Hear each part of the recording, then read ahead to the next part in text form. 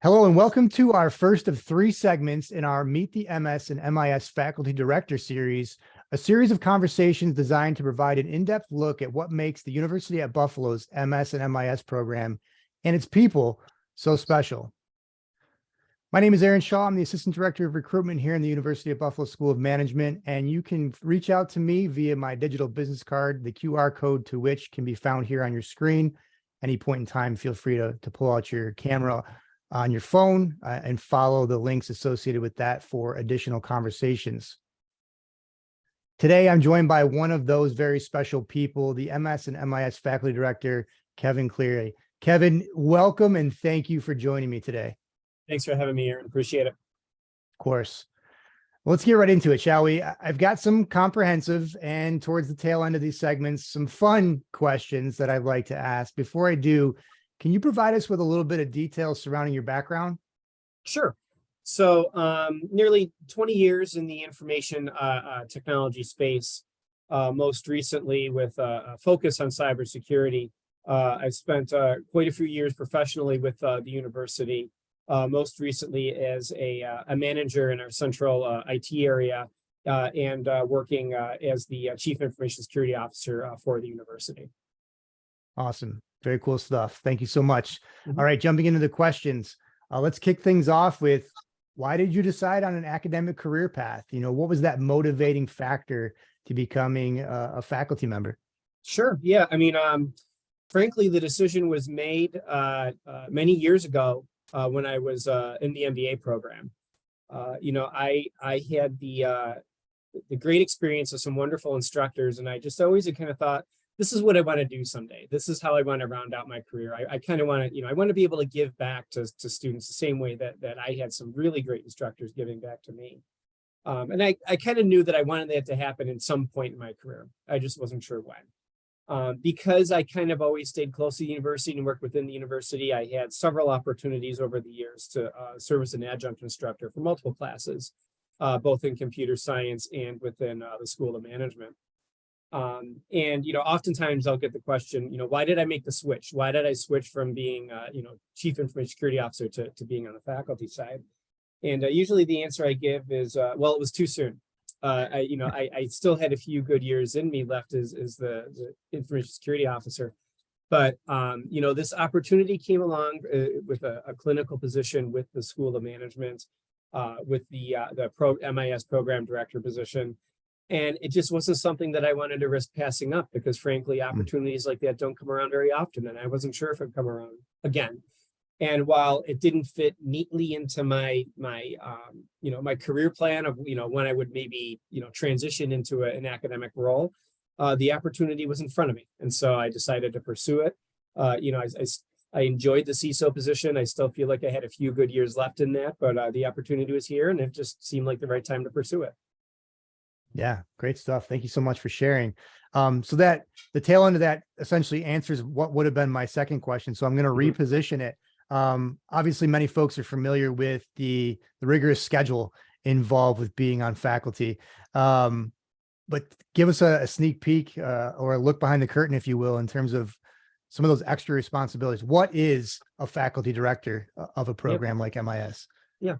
So, one of the things we're doing is just trying to keep the ship pointed in the right direction and trying to keep the tires on, so to speak.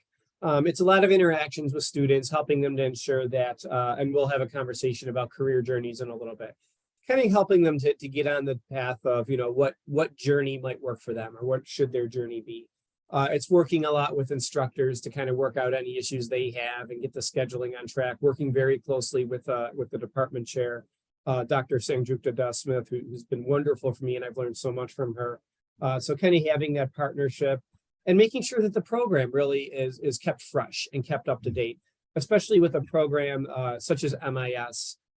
You can't sit on that very long. We have to be continually reinventing ourselves. We have to be looking at the industry, looking at market trends, looking at what some of the hot new technologies and spaces are, and making sure that we have a curriculum and a curricular plan that is fresh and aligns with really what the industry trends are and what the industry needs. And so making sure that we have a portfolio of classes that reflect that. Yeah, makes a lot of sense. Thank you for sharing. So moving on to something that you mentioned early on in that second answer, students. And we all know those students that have a special spark, if you will, that makes them extra successful.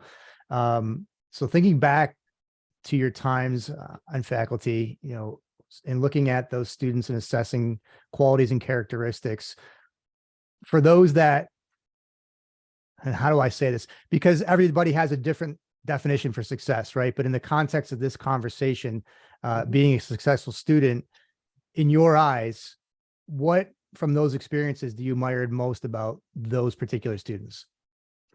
I think the biggest thing is just the tenacity and the hard work that they put in their degree program, and kind of being able to watch that growth over the years. With some of especially some of the cybersecurity initiatives that I'm involved in, I have the opportunity to kind of see students as they progress through their academic career, and kind of be able to track that growth until they're at the point where, frankly, they're exceeding even my skill sets and my abilities. And some of the traits, personality traits of these students is one, a level of humility. Two, they're students that without even trying, they challenge me to be better. They have that way of posing questions, or perhaps coming up with certain issues that even I myself have to kind of go back to the drawing board or have to study or research on. So some of the best students actually help me to be a better instructor and a better program director. But really, those students that I've been able to kind of watch grow through the years until now, once they get into the industry, they get their first job, they get their second job, and they then become just as successful in developing in their career space as they did academically. Yeah, that's incredible insight. So sticking with the student concept here, but going into more of the faculty overall throughout the department, it takes a village, right? And so with your team of faculty members, what sort of connection can a student expect in and out of the building with not only yourself, but faculty across the MIS department? Yeah, and I mean, one nice thing that I imagine we'll get to later about the faculty within the MIS program is, it's a good mix of different folks. We have certainly some brilliant researchers that are doing cutting edge work in their space. We have clinical faculty like myself that have some level of professional experience and have decided to take on the teaching role full time. And we have a lot of adjunct instructors too, and the adjuncts that we employ are full-time professionals in the space. They are doing the stuff they're teaching day in, day out. They are the industry experts. And so having that good kind of mix, we talked about a good portfolio of classes that reflect the industry trends, but also, a set of faculty that also mirror that as well. And so, when we talk about the MIS family, that's what the MIS family looks like at the end of the day. And, we all are constantly connected across all kinds of different technology platforms. We are on campus at all kinds of different odd hours. We are meeting with students at all kinds of different hours, depending on what works with our schedule. And, something I think we all appreciate and respect is holistically what it means to be a student these days.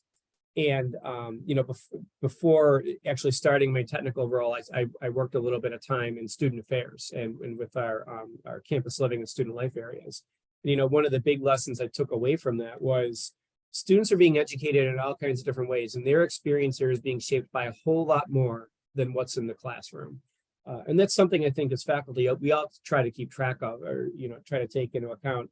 And we know that a lot of those interactions are just those great hallway or whiteboard sketch it out interactions that aren't a result of some class, aren't a result of some meeting, could frankly be a conversation in the Tim Hortons or the Starbucks line. And we're not only are we open to that, we're eager to pursue those types of interactions with students. Awesome. Okay, you mentioned earlier about jumping at the opportunity to become a program faculty director, and rightfully so, based on all that we've heard thus far. But obviously you don't do so without certain goals or aspirations in mind. So what is the legacy that you hope to leave behind as the program faculty director of the MIS program? I hope that we can continue to kind of guide and structure a program that remains competitive and reflective of what the industry demands are. We have a certain set of classes and a curriculum today that, we think is what the industry is looking for. And I want to be able to have a program that keeps doing that. and has a framework for continually kind of reevaluating and reassessing itself in terms of what direction should we be headed in. What kind of new classes should we have on the horizon? Should we be starting to develop? So that's one piece of it. But, I think the other bigger piece for me is I still regularly reflect and look back upon, my time as a student at the university, both undergrad and grad. And I want to be able to help craft and steer a program that our students do the same thing. And they, in 20 years time, 30 years time, they still fondly look back at some of the experiences that they've had in this program. And as I've already kind of said, those experiences don't necessarily need to be sitting in a classroom or in a lecture hall. Those experiences come through some of the experiential opportunities we have. They come through a lot of just social experiences that might not have any academic bearing whatsoever. They come with some of the connections, social connections that they're going to make, which are also going to turn into professional connections, and also going to be things that hopefully they hold, relationships they hold on to for a lifetime. And so, I want to be able to have a program that 20, 30, 40 years from now, students are still looking back upon it with fond memories. And there have been things that they've received that have really changed their lives for the better. Yeah, incredible stuff. I happen to have those similar conversations. It's a 1-year program, right? Mm-hmm. With lifelong impacts. Yes. And so great goals. And thank you again for sharing those. Mm-hmm. Okay, moving on. And folks, that's going to do it for us here today in this first segment of the Meet the MS and MIS Faculty Director series. Kevin, thank you so much for giving us a sneak peek of some of the great insight into who you are and what makes you tick as the faculty director. To our audience, we're glad that you're considering the UB MS and MIS program, but we want to hear from you. You can, once again, use your cell phone's camera to access the links associated with the QR code here on your screen. Doing so is going to give you access to be able to do things like schedule a one-on-one advising appointment, browse our social media, and so much more. Be on the lookout for the next segment where we'll take a closer look and a deeper dive into the MIS program as a whole. Take care and goodbye for now.